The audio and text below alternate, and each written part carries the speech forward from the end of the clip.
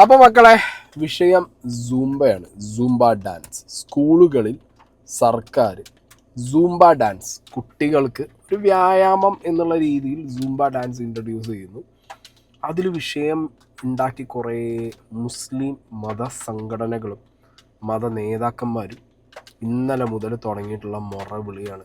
കുട്ടികളെ, ഇങ്ങക്ക് സ്വർഗത്ത് പോണ്ടേ, ആണും പെണ്ണും സൂമ്പ കളിച്ച് അല്പവസ്ത്രം അണിഞ്ഞ് നിങ്ങളെല്ലാവരും നരകത്ത് പോലോ എന്നൊക്കെ ചോദിച്ചിട്ട് കുറേ എണ്ണം ഇറങ്ങിയിട്ടുണ്ട്. ഇറ്റങ്ങളോടൊക്കെ എന്താ പറയുക? കുഴിയാനേനെ പോലെ പിന്നിക്കാണ് പോണത്. പിന്നെ കുറേ എണ്ണത്തിന് ഞാനൊരു മത നേതാവാണല്ലോ, ഞാനൊരു സംഘടന, മുസ്ലിം സംഘടനയുടെ നേതാവാണല്ലോ. അപ്പം ഇതൊക്കെ പറഞ്ഞിട്ട് ഇങ്ങോട്ട് ഞാൻ എന്ത് ചെയ്യണം? അവരെ മുന്നിൽ കോരിത്തരിപ്പിക്കണം. ഓർക്ക് വേണ്ടി ഞാൻ നിൽക്കുന്നുണ്ടെന്നുള്ളത് കാണിക്കണം. അല്ലാതെ എനിക്ക് സുംബ എന്താണെന്ന് പറയേണ്ട ആവശ്യമൊന്നുമില്ല. സുംബ എന്ന് പറഞ്ഞു കഴിഞ്ഞാൽ അഴിഞ്ഞാട്ടാണ്. ഞാൻ അതിനെ എതിർക്കും. ഇച്ചിൻ്റെ സമുദായത്തിന്, ഇച്ചിൻ്റെ ആൾക്കാരെയും രക്ഷിക്കണം. ഇതാണ് മൈൻഡ്. സുംബ എന്താണെന്നോ എന്തിനു വേണ്ടിയിട്ടാണെന്നുള്ളതൊന്നും ഇവിടെ ഒരു പ്രസക്തിയില്ല. അപ്പോൾ മുഖ്യമന്ത്രിയിൽ നിന്ന് തുടങ്ങാം. മുഖ്യമന്ത്രി സുംബ ഇൻട്രൊഡ്യൂസ് ചെയ്തപ്പോൾ തന്നെ ആൾക്ക് എന്ത് പാളി? സുംബ എന്ന് പറയുന്നതേ പാളി. എന്താ ഡാൻസിന്റെ ജിംബോ ഡാൻസ് അല്ലേ? ജുബ ജുബ ജുബ ജുബ എൻ്റെ പൊന്നു മുഖ്യ, ഒരു സാധനം ഇൻട്രൊഡ്യൂസ് ചെയ്യുമ്പോൾ, നിങ്ങൾ പുതിയൊരു കാര്യം ഇൻട്രൊഡ്യൂസ് ചെയ്യുമ്പോൾ അത്യാവശ്യം അത് കൃത്യമായി പറയാൻ പഠിക്കണ്ടേ? അല്ലേ? ഞാൻ ഇന്നലെ എൻ്റെ റീലിൽ ഇത് വെച്ച സമയത്ത് പലരും പറഞ്ഞു, വയസ്സായ മനുഷ്യനല്ലേ, തെറ്റിപ്പോവില്ലേ? തെറ്റാൻ പാടില്ല. കേരളത്തിൻ്റെ മുഖ്യമന്ത്രിയാണ്. കുട്ടികൾക്ക് വേണ്ടി ഒരു കാര്യം ഇൻട്രൊഡ്യൂസ് ചെയ്യുമ്പോൾ അത് കൃത്യമായി പഠിച്ച് അത് മനസ്സിലാക്കി വളരെ വ്യക്തതയോടും സ്പഷ്ടവുമായിട്ട് എന്ത് പറയണം? ഈ സംഗതി പറയണം. സുംബ. ഇത് മൂപ്പര് അങ്ങോട്ട് ഡൗട്ട് ചോദിക്കുക, എന്താ ജിംബ ജുംബ, അങ്ങനെയല്ല. അത് മനസ്സിലായോ? റെപ്യൂട്ടഡ് പൊസിഷനിലിരിക്കുന്ന ഒരാളാണ്. സീക്രട്ട് ഏജൻറ്റിനെ പോലെ ഒരു ചാനലും തോന്നി വെച്ചിട്ട് വർത്തമാനം പറയുന്നല്ലോ. അപ്പോൾ അവിടെ തോന്നു പാളിയുന്നു. ഇന്നൊരു കുറേ ട്രോളൊക്കെ ആയിട്ട് ഏറെ പോയതാണ് ഈ വിഷയത്തിൽ നമ്മുടെ മുഖ്യമന്ത്രി. പക്ഷേ സംഗതി ഒരു നല്ല കാര്യമാണ്. കാരണം ഇപ്പോൾ കുട്ടികൾക്ക് വരുന്ന സ്ട്രെസ് റിലീവ് ആവാൻ വേണ്ടിയിട്ട് ഇത് നല്ലതാണ്.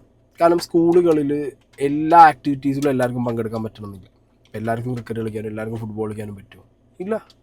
അപ്പോൾ സുംബ എന്ന് പറയുമ്പോൾ അതൊരു ആർട്ട് ഫോം അല്ല, ഓക്കെ, അതൊരു എക്സസൈസ് മെത്തേഡാണ്.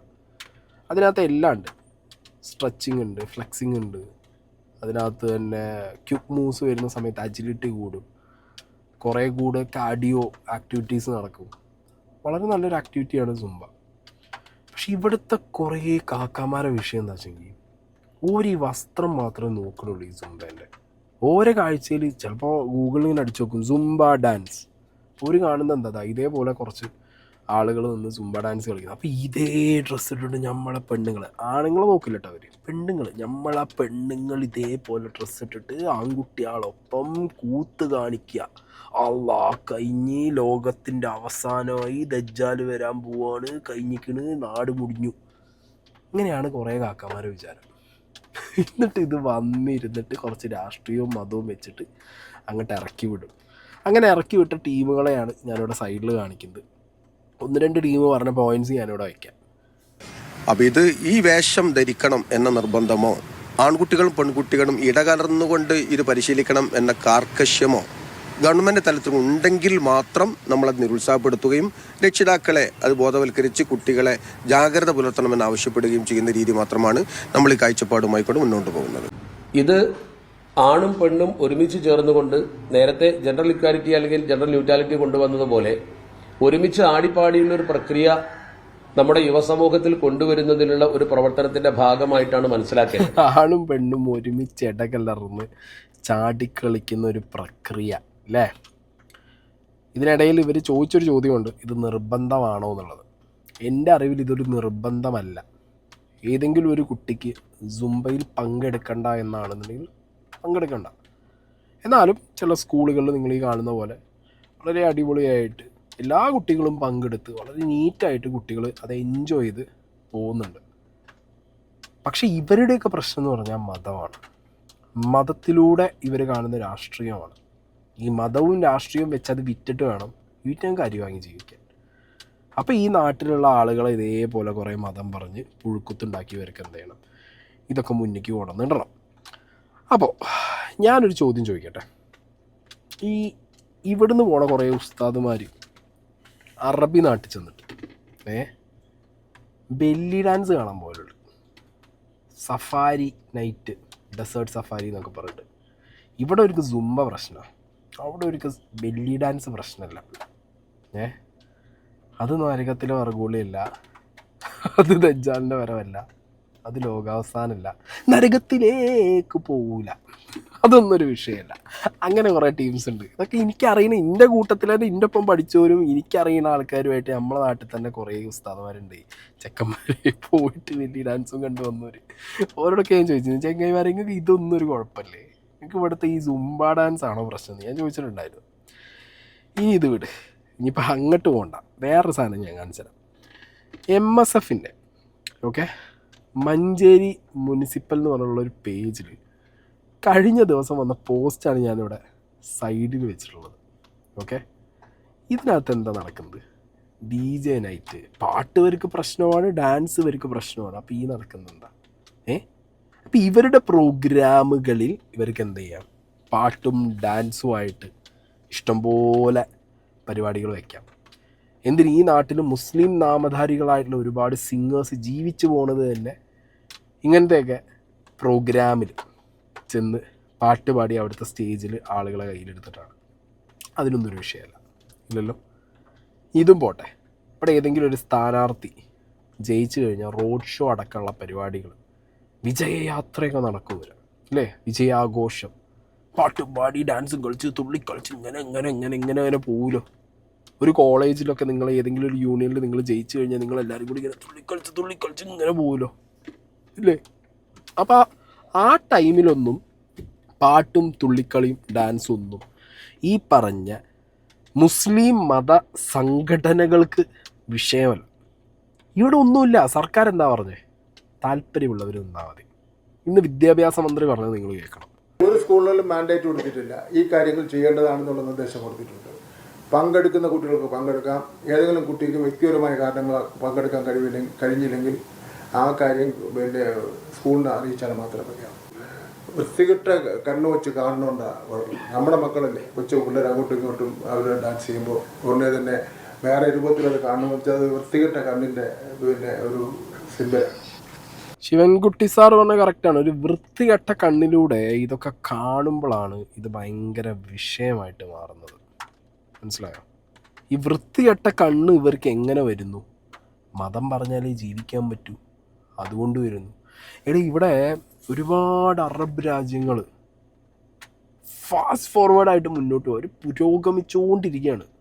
ദുബായ്, ഖത്തർ, സൗദി അറേബ്യ, അവിടെയൊക്കെ നിങ്ങൾ നോക്കിക്കഴിഞ്ഞാൽ പ്രാകൃതമായ മതരീതികളിൽ നിന്ന് ആ രാജ്യത്തുള്ള ആളുകൾ മാറിത്തുടങ്ങി, നിയമങ്ങൾ മാറ്റിത്തുടങ്ങി.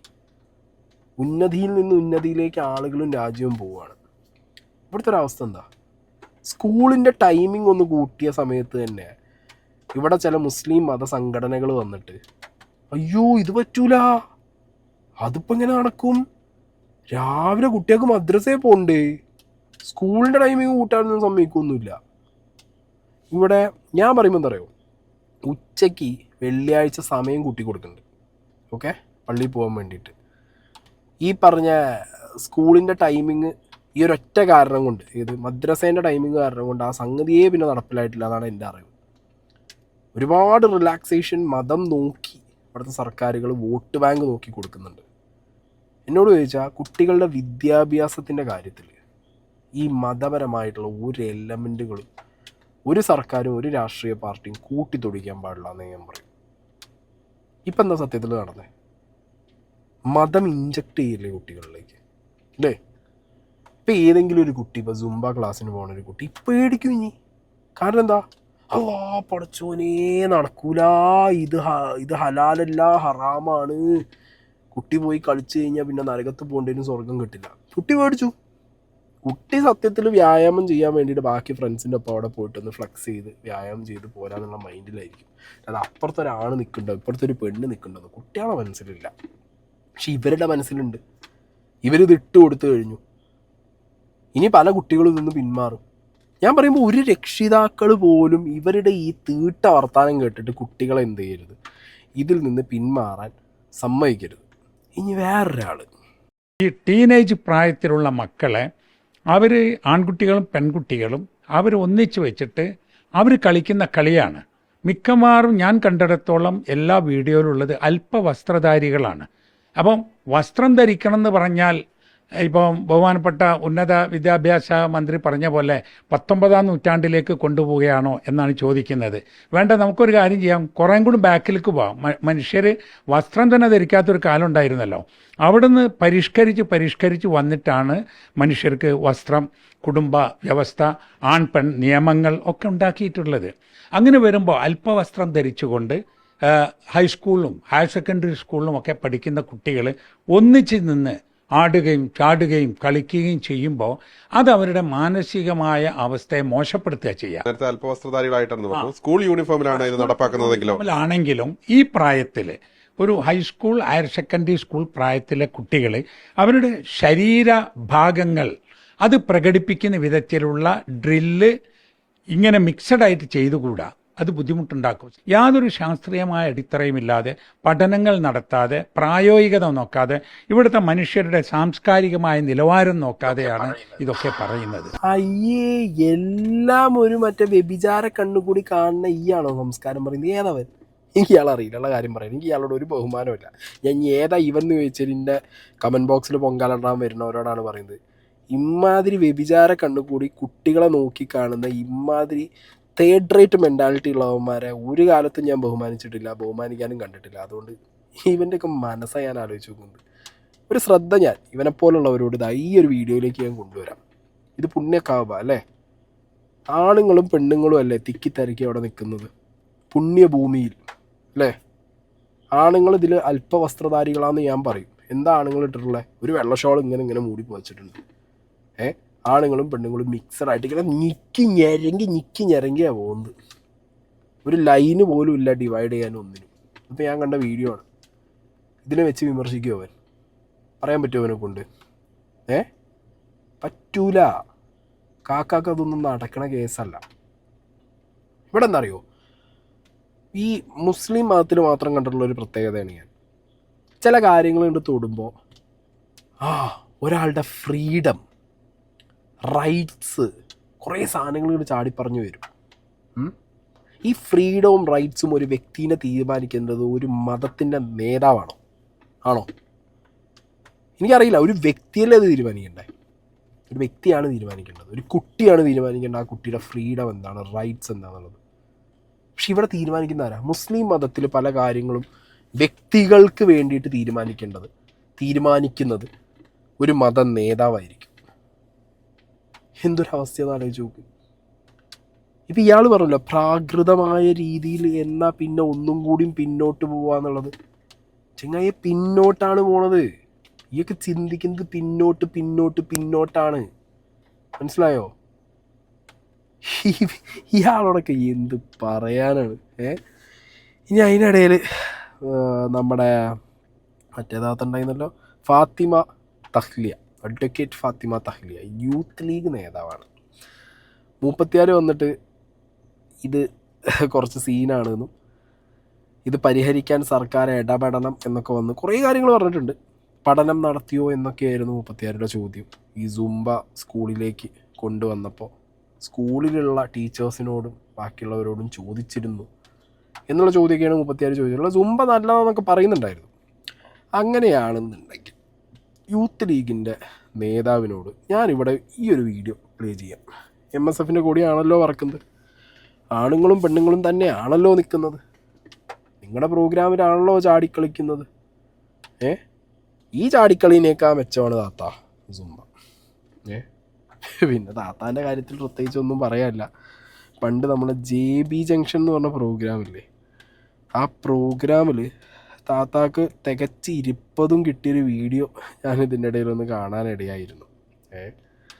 ആ ഒരൊറ്റ റിപ്ലൈൻ്റെ മുകളിൽ അന്ന് താത്ത ഇരുന്ന് പോയതാണ്. ഫസൽ ഗഫൂറിൻ്റെ കയ്യിൽ നിന്നാണ് അത് കിട്ടിയത്. അന്നത്തോടുകൂടി താത്തേൻ്റെ അടപ്പ് തെറിച്ചതാണ്. പിന്നെ ഇപ്പോൾ ഈ പറഞ്ഞ പോലെ എന്തെങ്കിലുമൊക്കെ ഇഷ്യൂസ് ഉണ്ടാകുന്ന സമയത്ത് ചാടിക്കയറി നേതാവ് എന്ന് പറഞ്ഞിട്ട് വരും. അപ്പോൾ ഇനി ഞാൻ എൻ്റെ ഒരു പെർസ്പെക്റ്റീവ് പറയാം. കുട്ടികൾ വളർന്നുകൊണ്ട് വരുമ്പോൾ പണ്ടത്തെ പോലെ ചില സ്കൂളുകളിലൊന്നും ഗ്രൗണ്ടിൻ്റെ അവൈലബിലിറ്റി ഒന്നും ഇല്ല.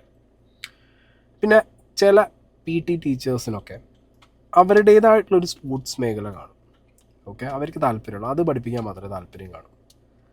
പിന്നെ ചില റെയർ കേസുകളിൽ PTയും കാര്യങ്ങളൊക്കെ സ്കൂളുകളിൽ കുറച്ചധികം ഇമ്പോർട്ടൻസ് കൊടുക്കാറുണ്ട്. സ്പോർട്സ് റിലേറ്റഡ് ആയിട്ടുള്ള ആക്ടിവിറ്റീസ് കുറച്ച് കൂടുതൽ ചെയ്യണമെന്ന് താല്പര്യപ്പെടുന്ന മാനേജ്മെൻറ്റ്. നമ്മളപ്പോൾ പഠിക്കുന്ന സമയത്ത്, ഞാനൊക്കെ പഠിക്കുന്ന സമയത്ത് എസ്പെഷ്യലി PT പീരീഡ് പോലും വേറെ സബ്ജക്റ്റിന് ടീച്ചേഴ്സ് കയറി വരും. കാരണം അതിനൊരു ഇമ്പോർട്ടൻസ് കൊടുക്കാതെയാണ് ആ കയറി ഇടുന്നത്. മനസ്സിലായോ? അങ്ങനെ വന്ന് നമ്മുടെ PT പീരീഡും കൂടി എടുത്തുകൊണ്ട് പോകുന്നൊരവസ്ഥയായിരുന്നു.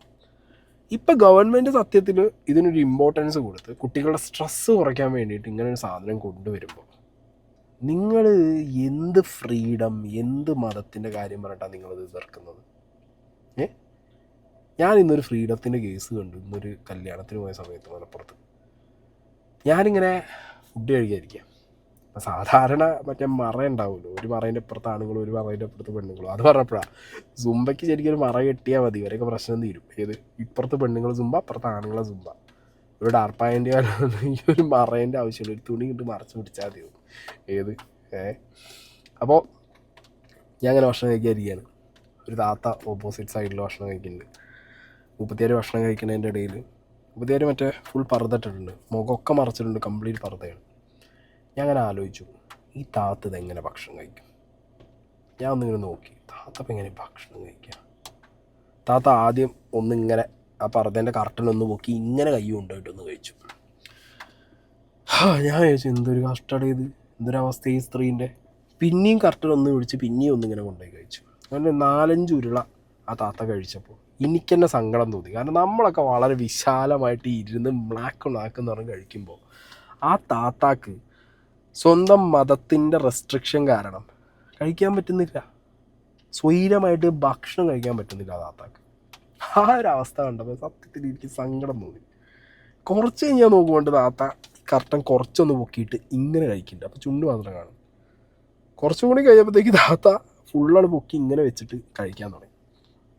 പെട്ടെന്ന് എവിടുന്നാണെന്നറിയില്ല ഒരു വ്യക്തി ഇങ്ങനെ താത്താൻ്റെ അടുത്തേക്ക് വരുന്നതായിട്ട് ഞാൻ കണ്ടു. അത് ഈ കർട്ടൻ്റെ പൊക്ക് താത്ത കേസിനല്ല, താത്താടെ ആരോ ആണത്. അവരിന്ന് നടന്നു വന്നു. ആ വ്യക്തി വന്നപ്പോഴത്തേക്ക് 36 ആ കർട്ടൻ ഒറ്റ താത്തൽ പിന്നെയും പഴയ പോലെ ഇതേപോലെ കഴിക്കുന്നുണ്ട്.